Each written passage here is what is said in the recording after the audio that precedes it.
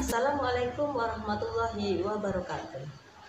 Alhamdulillahirrahmanirrahim. Apa kabar ayah ibu yang ada di rumah? Semoga senantiasa sehat dan diberikan kemudahan serta kelancaran dalam melaksanakan aktivitas di masa pandemi ini. Perkenalkan, saya Ibu Rita Maralina yang biasa dipanggil sama Bu Rita. Saya memegang sebagai guru sentra bermain peran. Pada kesempatan kali ini, saya akan menyampaikan kurikulum dan metode belajar yang ada di TK Aisyah Bespanut Alfa 5 Bunga. Adapun kurikulum yang dipakai di TK Aisyah 5 Bunga adalah kurikulum 13. Sedangkan model pembelajaran yang dipakai adalah pembelajaran model sentro.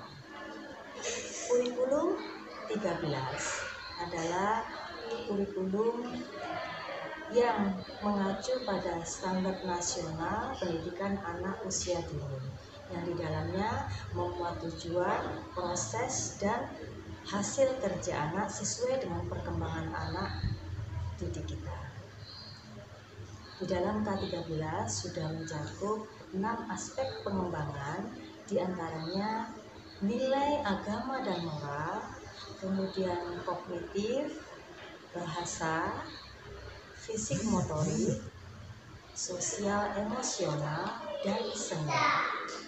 Nah, selain dari yang saya sebutkan, di TK Aisyah 5 Bunga juga memberikan muatan lokal, yaitu berupa pendidikan Islami, kemuhammadiyaan, dan keaisyaan.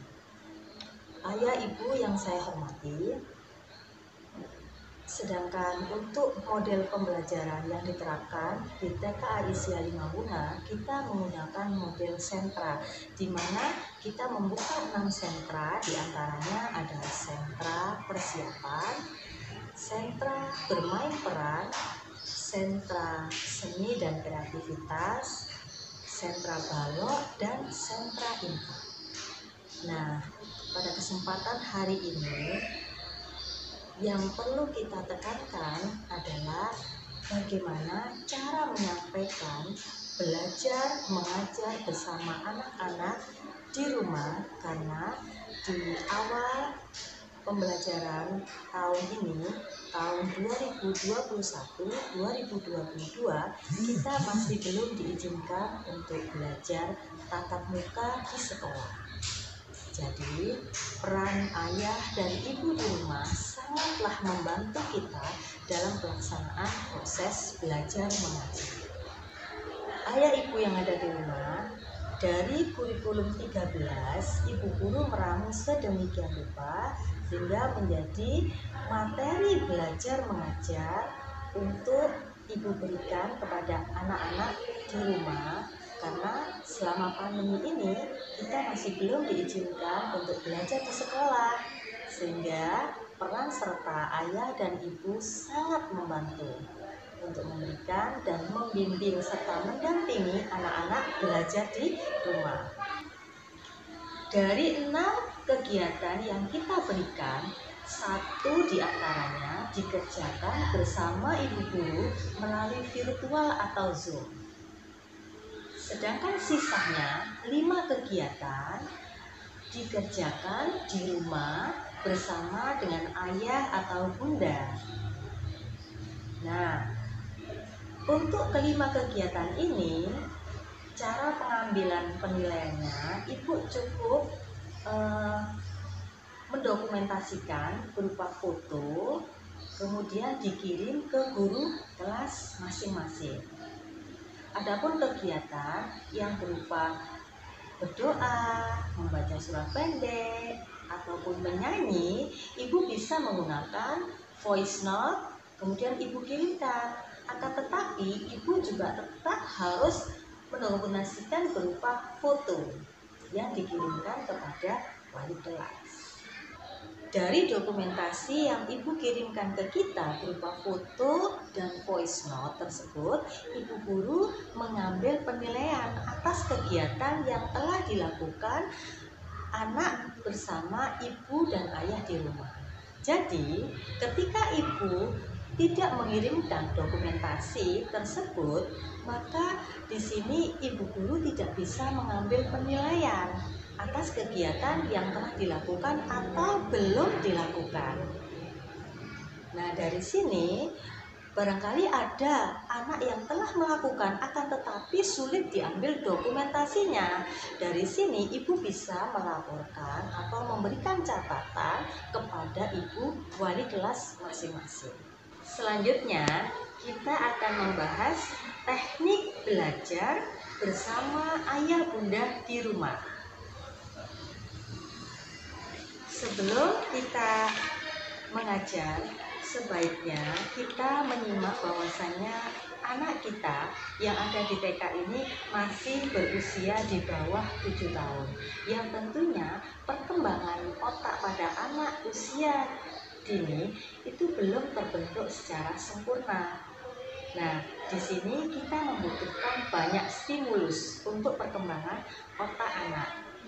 Karena dari sini kita bisa memilihkan metode apa yang cocok kita berikan untuk anak-anak, yaitu metode bermain. Kenapa? Karena anak-anak menganggap bermain itu lebih penting dibandingkan belajar. Dari sini, ayah dan bunda harus pandai-pandai menyikapi bagaimana kita bisa menciptakan bermain seraya belajar dan belajar seraya bermain. Ayah dan ibu yang ada di rumah, itu sebabnya kenapa anak-anak itu tidak boleh dijejali dengan belajar seperti berhitung, membaca, seperti yang dia temukan pada anak-anak sekolah dasar. Karena apa yang terjadi ketika kita paksakan dengan cara seperti itu, maka anak-anak kita akan terjadi blast, yaitu boring, lonely, angry, stress, dan tired. Nah, di sini pendidikan yang kita berikan itu harus benar-benar bermakna, bukan sekedar bisa, akan tetapi anak-anak juga harus tahu untuk apa ilmu ini kita pelajari. Karena pada dasarnya belajar itu akan ditemukan dua hal, yaitu belajar ketika dia membutuhkan atau belajar karena dia menyukainya. Ayah ibu, meskipun kita belajar di rumah, kita harus bisa menciptakan suasana belajar seperti di sekolah. Bagaimana kita membawa suasana yang ada di sekolah, kita ciptakan di rumah, menyenangkan dan membuat anak-anak itu nyaman. Nah, misalnya ya Bu ya, ibu menentukan jam belajar untuk anak, startnya dimulai jam 8 atau seluangnya ibu. Akan tetapi, ibu harus tetap menerapkan langkah-langkah sebagai berikut. Dimulai atau diawali dengan berdoa sebelum kegiatan, kemudian anak-anak membaca ikrar, membaca Pancasila, janji tekad. Nah, setelah pembiasaan itu ibu lakukan bersama anak-anak, barulah kemudian ibu memasuki ke satu materi yang harus dikerjakan pada hari ini. Nah, ibu juga harus memberikan kesempatan untuk istirahat dan bermain. Setelah itu, ibu juga harus menutup kegiatan dengan doa setelah melakukan kegiatan. Nah, demikian yang saya sampaikan. Semoga ibu bisa menerapkan di rumah belajar bersama anak-anak. Apabila ada yang masih belum bisa dimengerti, ibu bisa menghubungi guru kelas masing-masing.